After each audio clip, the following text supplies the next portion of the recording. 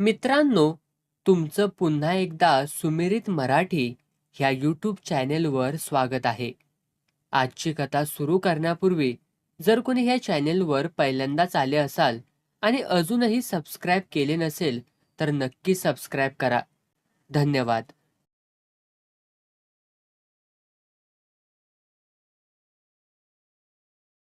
गावाचं नाव डांबिसगाव पडलं.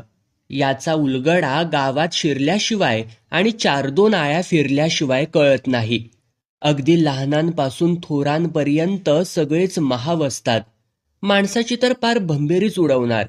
त्यामुळे डांबिसगाव तालुक्यात फेमस होतं. अशा डांबिस गावातील इरसाल डांबिसांचा तळ सदानकदा गण्याच्या हॉटेलात पडलेला असायचा. तिथंच गावातल्या 4 दिशांच्या 4 बातम्या येऊन थडकायच्या. गण्याच्या खमंग भजीबरोबर तासनतास त्या चघळल्या जायच्या. कुणाची म्हैस व्याली, कुणाची पोरगी पळाली, अमक्याची बायको बाळंत झाली, तर तमक्याला अजून पाळणा हलवता येईना, अशा 1 ना 1000 बातम्या बसलेल्या मंडळींच्या तोंडी असायच्या. कधी कधी गण्या कावायचा, पण त्यालाही या गप्पाडू मंडळीशिवाय करमत नसायचं. त्याचा धंदा कमी आणि मनोरंजनच जास्त व्हायचं. आजही गावातली टवाळ पोरं गण्याच्या हॉटेलात जागा धरून बसली होती. बाहेरच्या 2 बाकड्यांवर चांभाराचा गणप्या आणि सुताराचा यांडा बसला होता. सुदाम्या आणि अंत्या त्यांच्या समोरच्या बाकावर जुना पेपर चाळत बसले होते. हॉटेलच्या आत 4-5 जण एखाद्या दात्याची वाट बघत दात टोकरत बसले होते. करेल कुणीतरी येईल आणि सगळ्यांना नाश्ता सांगून खुश अशी दिवा स्वप्ने रंगवत सगळेच शिळ्या गप्पा मारत बसले होते. त्यांच्यात कुणीच हात वर करीना. सगळेच एकजात फुकट चंबू बाबूराव. गिऱ्हाईक कसं भुलवायचं हे गण्याला पक्क ठाऊक. त्यानं भट्टी पेटवली, त्यावर कढई ठेवली. अर्धा डबा गोड तेल कढईत टाकून त्यानं जाळ वाढवला. आगीच्या झटक्यानं तेलानं ताव धरला. त्याला उकळी फुटायला लागली. तोपर्यंत गण्यानं टपात बेसन पीठ कालवलं. त्यात मीठ, मिरची आणि गोल चिरलेला कांदा टाकला. मिश्रण चांगलं एकजीव केलं. एका हातानं पाण्याचा सपकारा तापलेल्या तेलावर मारला. चर्र चर्र आवाज करत तेलानं आपण तयार असल्याची हाळी गण्याला दिली. त्या तेलाच्या चई चर्र आवाजानं आत बसलेल्या मंडळींच्या काळजात चर्र झालं. त्यांचे डोळे आणि नाक भट्टीच्या दिशेला गरकन फिरलं. गणानं कांदा भजी काढायला सुरुवात केली. तो खमंग वास प्रत्येकाच्या नाकातून पोटात घुसला. आतून तो पोटाला दुषण्या देऊ लागला. लाळघोट्या नजरांनी सगळेच एकमेकांकडे बघू लागले. ए अंत्या, अरे सांग की र भजी, 3-4 प्लेटने काय तू भिकारी नाही होणार? सुदाम्यानं अंत्याला चुचकारून खडा मारून पाहिला. मा का र भजी सांगू? माझं काय लगीन ठरलंय का मला पोरगा झालाय? अंत्याने पड खाल्ली. अरे पोरगा झाल्यावरच सांगायचं असतंय काय लेका? काहीतरी आनंदाची गोष्ट घडली का तो आनंद असा वाटायचा असतो अंत्या. सुदाम्यानं अंत्याचा पिच्छा सोडला नाही. माझ्या घरी काय आनंदाची गोष्ट घडल्या का र सुदाम्या? अरे आज तुमच्या चंद्रीला टोनगा नाही वय झाला. सुदाम्यानं बरोबर अंत्याला शब्दात पकडला.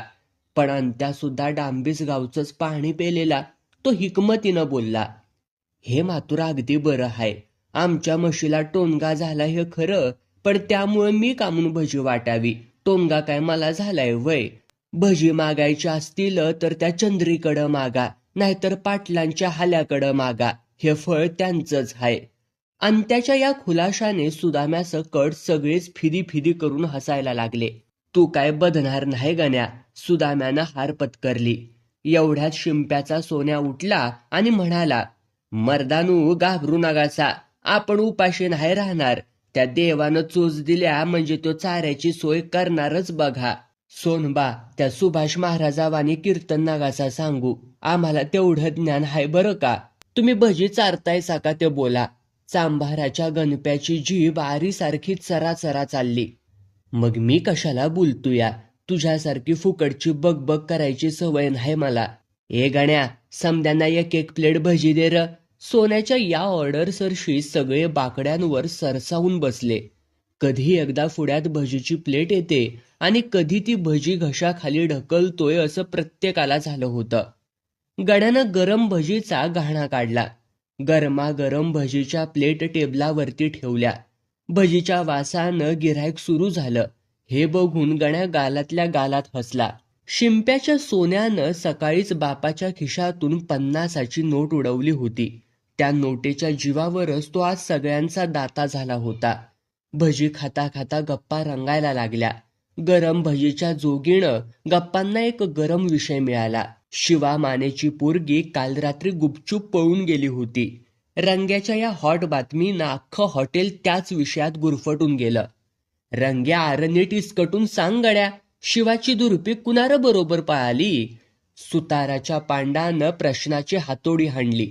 रंग्या काय सांगतोय ते ऐकायला सगळ्यांनी त्याच्याकडे कान लावले.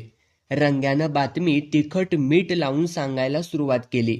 अरे काल रातच्याला शिवाची दुर्पी समद्यांना झोपून मागल्या दारानं पळून किर गेली. जाताना बापाच्या तिजोरीवरती बी डल्ला मारून गेल्या. बरंच डागाने पैसे घेऊन पुरगी गुल झाल्या. ते समद खरं, पण ही दुर्पी बापाचा एवढा ऐवज कुणाच्या खाली कराया गेली? कुणी पळवली र तिला? रंग्या सांग बाबा, तो भाग्यवान कोण हाय तो? एकाच दगडात 2 पक्षी उडवलं तर लेकानं म्हणायचं. शिवाचा ऐवज धुरपी त्याच्या हवाली केलंच असल. वर धुरपीचा ऐवज राजे खुशी लुटाया तो मोकळाच हाय. तोंड वाकडं करीत सुभाण्या बोलला. धुरपीला आपल्या जाळ्यात ओढण्यात अपयश हाती आलेला सुभाण्या मनात जळत होता. एवढ्यात मुकुंद्या मैबर तोंड वर करत म्हणाला, सुभाण्या तू काय बोलतोयस काय कळना बाबा. अरे शिवाचा ऐवज गडा हे पटलं माग, पण धुरपी जवळ असा काय ऐवज होता र लुटाया? कायच्या बांगड्या आणि खोट्या मन्यांचा हार. तो पस्तवल बघ. च्या मारियाच्या हे येडच राहिलं बरं का अजून? अरे आंधळ्या, धुरपी जवळच्या बांगड्या तुझ्या हातात भरले का? तिच्या जवळचा अनमोल ठेवा तुला नाही कळायचा. त्यामुळेच तू आठवर चेडा हायस. सुभाण्याच्या या बोलण्यानं मुकाड बसला. त्याला कळन आपलं काय चुकलंय ते. अरे इशयांतर न ग, मुद्द्याचं बोला. धुरपी कुणाबरोबर पळाली र? रखमा नायकोडी भरकटलेली गाडी परत रुळावर घेऊन आला. रंग्या परत बोलू लागला. धुरपी पळाली त्या लबाडवाडीच्या शेखच्या बरोबर. कोण रहा शेखऱ्या? पांडाची लघुशंका खळखळली. अरे तो नव्ह का, पांढरा फेक कपडं घालून शिवाच्या आईला चकरा मारायचा? तोच तो पोरगा. चकरा मारून त्यानं धुरपीला चक्करमध्ये घेतलं आणि शिवाला चक्कर केलं. असं हाय व्हय? म्हणजे चकरा मारून माल गरवाला लेकानं. सुभाण्यानं दातोट आवळलं. दोस्तांनो, तुम्हाला दुसरी एक बातमी ॲडव्हान्स मध्ये सांगू का? चांभाराचा गणप्या अचानक नवा विषय घेऊन बोलला. तसेच सगळेच जण धुरपीला सोडून गण्याकडे वळले. ॲडव्हान्स मध्ये म्हणजे काय र? मुकुंद्याचा प्रश्न ऐकून चांभाराचा गणप्या हळू आवाजात बोलू लागला. ॲडव्हान्स म्हणजे मी जी गोष्ट सांगणार हाय ती घडलेली नाही, ती पुढं घडणार हाय. म्हणजे तू भविष्य सांगतोयस म्हण की. तसं म्हणा हवं तर. हे गणप्या, मग माझं भविष्य सांगणार? माझं र लगीन कवा होईल? मुकुंद्या भोळसटपणे परत बोलला. त्याच्या प्रश्नानं गणप्या चिडला. तो खवचटपणे मुकुंदास म्हणाला, व्हईल बाळा तुझं लगीन, घाबरू नगस. तुझं लगीन व्हईल, तुला बायको बी मिळेल आणि गावाची बी सोय व्हईल. ती र कशी काय? मुकुंद्या भोळा साम बनून बोलला. य ग बावळा, कळना वळ आणि कुत्र्या माग वळ. आणि त्या मुकुंद्यावरती पिसाळला आणि गण्याला म्हणाला, हे गण्या, तू काय सांगणार होतास ते सांग की र बाबा, नाहीतर हे चराट थांबायचं नाही. हा, तर मी हे सांगत होतो की गावात कुणी सारखा चकरा मारायला लागला की समजायचं काहीतरी वाटमॅट हाय. आता तुझ बघ चराट वळीत, मुद्द्याची बातमी सांग की र आधी. अरान त्या गेल्या 2-3 दिवसापासनं आपल्या गावात एक तरुण मागच्या आईला सारख्या चक्रा मारतोया. मागच्या आईतली एखादी पुरगी गटवल्या वाटतं त्यानं. मागच्या आईत हाय र कोण गटवायला त्याला? एक दिकनी पुरगी हाय, लखा मेण्याची मनी, पण ती तर आपल्या रमण्या पैलवानावरती मरत्या. मग दुसरी र कोण हाय? हणम्या एवढा वेळ पेंगत होता, पण मनीचं आणि त्याचं नाव निघतंय तेव्हा त्याची झोपच उडाली. आपली मनी पटवायला कुणीतरी फिरतोय एवढंच त्याच्या डोक्यात घुसलं. तो ताडकन उठला. एका दमात त्यानं गणप्या गाठला. त्याची गचुडी पकडत तो बोलला, कोण हाय रे तो हरामखोर? माझ्या मनीवर लाईन? नुसतं नाव सांग, काडीसारखा कडाकडा मोडून ठेवतो त्याला. त्याला हा हा हा, आधी माझं कचुडी तरी सोड की र. मनीला पटवायला काय मी नाही जात, तू तर माझा जीव घ्याया निघालास. हे मातूर बरं आहे तुझं, ज्याचं करावं भलं तो म्हणतोया माझंच खरं. हणम्यानं गण्याचं गचुडं सोडलं. डोळं फिरवत तो बोलला, कोण हाय त्यो? आता माग नावगाव असतंय तर बोललो नसतो का मी. तो कोण हे मला बी माहिती नाही, पण तो 2-3 दिवस चकरा मारतोय हे खरं. गणप्या हणम्याला समजावून सांगत होता. एवढ्यात गणप्याचं लक्ष बाहेर रस्त्याकडे गेलं. रस्त्यावरून सायकल दामटत एक पोरगेसा तरुण चालला होता. पांढरी फेक कपडं, कॅरेजला कसली तरी पिरावी अडकवलेली आणि एक प्लॅस्टिकची पिशवी. त्याला बघताच गणप्या ओरडला, अरे हाच त्यो, हाच सारखा चक्रा मारतोय मागच्या आईला. कोण रे ह्यो? कुणी सांगावा हा पुरीसाठी नाही तर चोरीसाठी येत असावा. सुभाण्याची वेगळी शंका निघाली. खरंय बाबा तुझं, हल्ली कुणाचा बी भरोसा देता येत नाही. दिवसा चक्रा मारून घरं हेरत्याली आणि रातच्याला दरुडा टाकत्याली. सुताराचा पांडा मनातलं बोलला. हनम्याच्या डोळ्यात नुसता अंगार भरलेला. गुडघ्यात मेंदू असलेला तो गडी. त्यानं हात बाह्या वर करत विचारलं, मग काय धरायचा का र त्याला? निब्बार बुकलून काढू. एवढं बोलून रिकाम्या डोक्याचा हणम्या पळत सुटला. माग सारं लाटांबर धावत निघालं त्याच्या. त्या सायकल दामटणाऱ्या तरुणाला हणम्यानं 2-3 टांगातच अडवला. चालत्या सायकलला हणम्यानं अशी काय लात घातली की ती चक्कर आल्यागत भिरभिरून मातीत उलटी पालती झाली. तिच्यावरचा स्वार झाल्या प्रकारानं पार भेदरला. सायकलला लाथ मारून उडविणारा वेग असावा अशी त्याची समजूत झाली. त्यानं स्वतःला सावरलं. हणम्यानं मारक्या रेड्यागत त्याला एक हुशी दिली तसा तो होलपाटला. हा वेडा आपल्या बरगड्या ढिल्या करतोय की काय असा विचार मनात करत असताना त्या तरुणाचे लक्ष समोर गेले. समोरून 5-6 जणांचं टोळकं त्याच्याच दिशेने येत होतं. मग मात्र तो हादरला. प्रकार गंभीर असावा असं त्याला वाटलं. पण आपलं काय चुकलं म्हणून हे लोक आपल्या अंगावरती धावून येत आहेत? त्याला तर काहीच उमजेना. त्याला संधी मिळायच्या आत सगळ्यांनी त्याला गराडा घातला. हणम्यानं त्याचं नरडच धरलं. 1-2 मागून पाठीत दणकं घातलं. डांबीस गावचीच पोरती, वाहत्या गंगेत हात धुवून घेणारच की. जो तो हात पायांची दणकादणकी करू लागला. घाबरलेला तो तरुण या हल्ल्यानं वरडायलाच लागला, ए सोडा मला, अरे मारू नका की र, मी काय केलं या? काय चुकलंय माझं? तुम्ही मला हाणतायसा कामून? कारण तरी सांगा की र. मेलो मेलो. एवढ्यात कुणाचा तरी ढोपर खुमना त्याच्या कुशीत आदळला. तसा तो गुरासारखा आरडला, ओय मेलो मेलो मेलो, वाचवा, सोडा, मला मारू नकासा, मी तुमच्या पाया पडतो की र लेकांनू. तो तरुण पार काकुळतीला आला. त्याची ती अवस्था बघून राबणारे हात जरा थांबले. काय रे हरामखोरा, काय चुकलं म्हणून विचारतोयास वैर?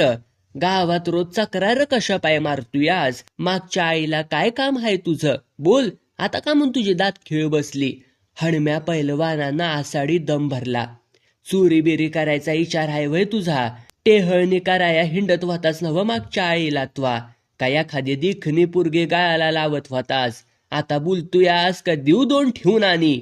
सुभाण्याने त्याच्या मनातली मळमळ ओकून टाकली. सगळेच त्याच्याकडं रोखून बघू लागले. तसा तो हात जोडतच उत्तरला, अव मी चोर नाही व. मग पुरींचा दिल चोर आहेस वय? सुताराच्या पांडानं मुक्ता फळ उधळली. नाही हो, मी त्यातला नाही. अरे मग हायच तरी कोण त्वा? मी डांगरवाडीचा मोरू किरडे गुरुजी हाय. तुमचा काहीतरी गैरसमज झालाय बघा. गुरुजींचे हात अजून जोडलेलेच होते. हणम्या फणकाऱ्यातच गुरुजींना म्हणाला, तुम्ही उकिरडे गुरुजी का?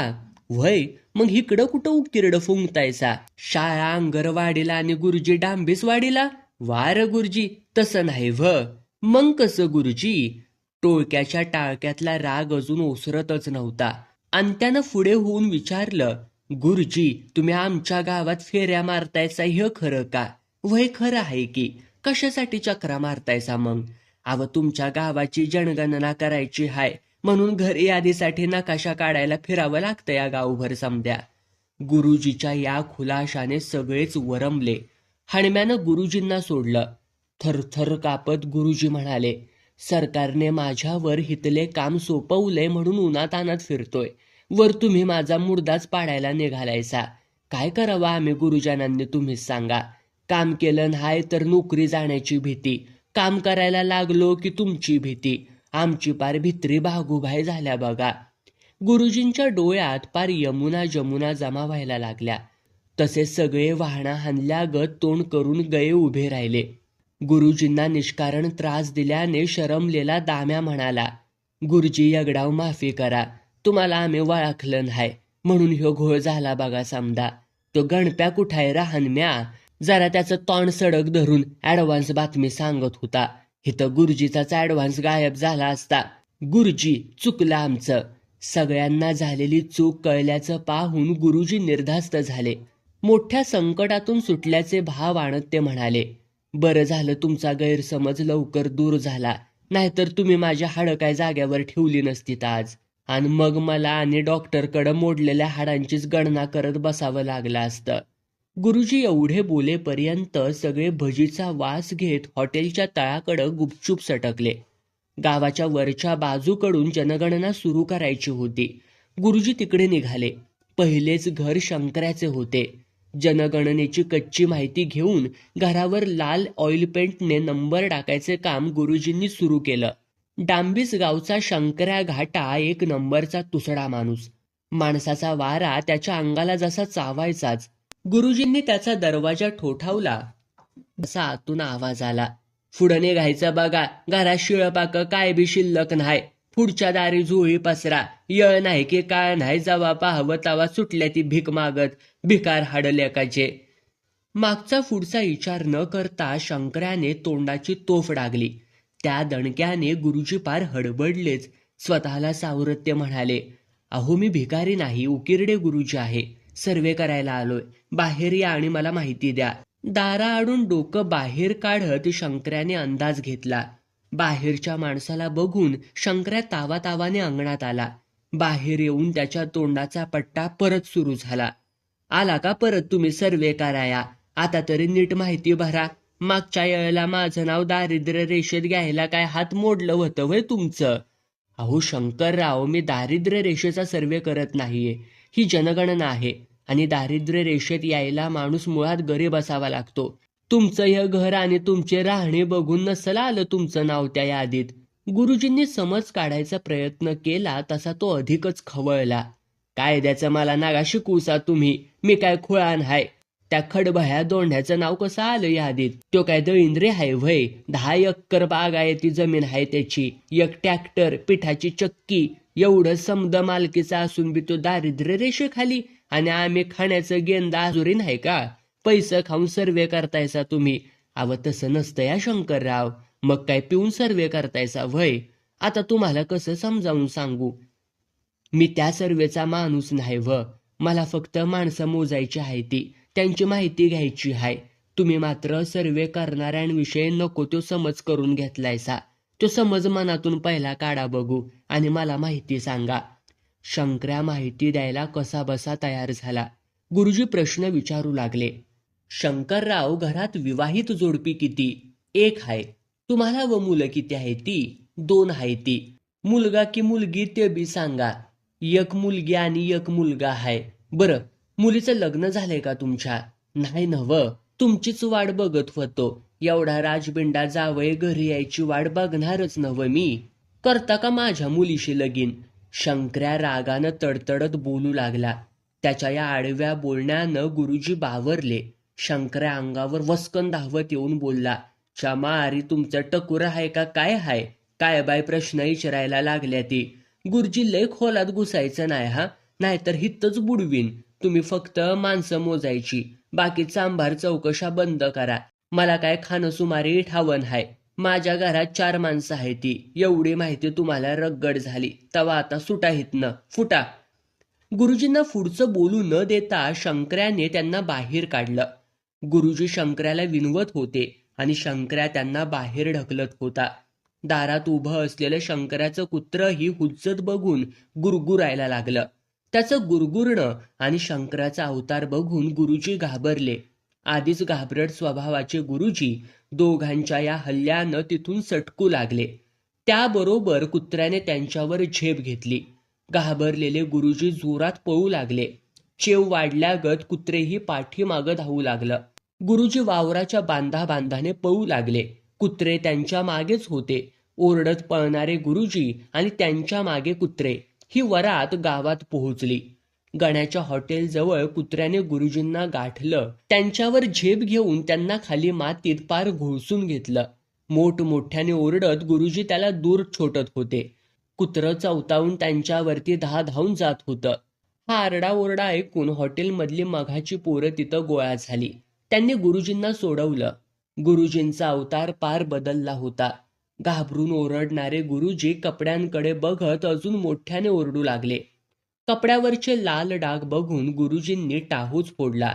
अरे मला वाचवा, मला दवाखान्यात न्या, मला कुत्र्यानं पार फोडून काढलंया. बघा माझं कपडं, बघा पार रक्तानं लाल भडक झाल्या ती, रक्तबंबाळ झालोय मी, वाचवा वाचवा. सुदाम्याने गुरुजींना सावरलं. कपड्यावरचे डाग बघून तो उत्तरला, अव गुरुजी आरडू वरडू नकासा, काय झालेलं नाही तुम्हाला, कपड्यावरती रागात नाही, तुमच्या जवळच्या डब्यातला रंग सांडलाय अंगावर, गुरुजी लय घाबरट हायसा तुम्ही. सुदाम्याच्या या बोलण्यानं गुरुजींना धीर आला. स्वतःची अवस्था बघून ते पुटपुटले. कुणाचं तोंड पाहायला सकाळी देव जाणं, नरकुंडीच माग लागल्या. या गावची जनगणना आपल्या आवाक्याबाहेरचं काम आहे, उद्याच ऑर्डर बदलून घेतो. गुरुजींनी असं बोलतच सायकलवर टांग मारली आणि डांबीस गावातून पळ काढला. जमा झालेली पोरं भजीचा वास हुंगत परत गण्याच्या हॉटेलच्या दिशेनं निघून गेली.